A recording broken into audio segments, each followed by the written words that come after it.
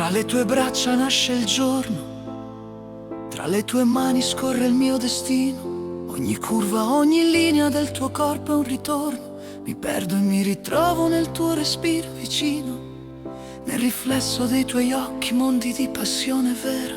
Sei la melodia che vibra, la mia primavera. Voglio carezzarti l'anima piano, con le dita intrecciate alle tue emozioni. Desidero il calore del tuo abbraccio umano e svelarti il cuore senza più prigioni. Intimità che ci avvicina e ci accende, baci che parlano più delle parole.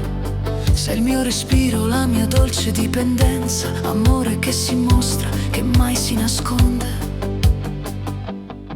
In questa casa che profuma di pane e di sogni, ci stringiamo forte nei gesti semplici e sinceri. La voce dei bambini, un eco d'armonia che ci unisce tra carezze e sorrisi. Ogni paura svanisce, siamo radici intrecciate sotto il cielo di famiglia. Forti come querce, caldi come meraviglia. Desidero le tue carezze, leggere come piume.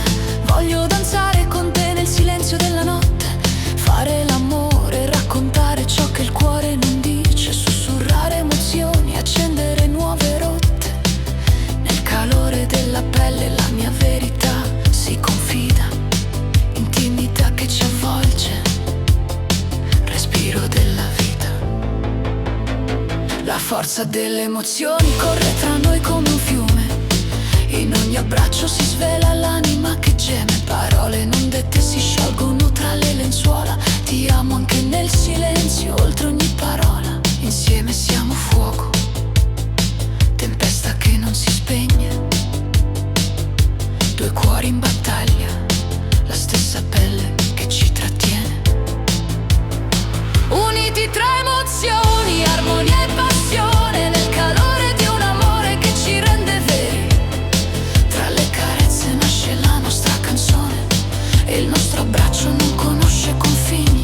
Famiglia e desiderio si fondono insieme nel ballo degli sguardi che mai si arrende. Sei la bellezza che il cuore trattiene, sei la mia luce, il mio sempre, il mio bene. Siamo amore che respira, corpo e anima intrecciati, famiglia e passione, desideri mai placati. Nel cerchio di una vita ci scegliamo ogni mattina. Tu sei la mia casa, la mia gioia, la mia dovina.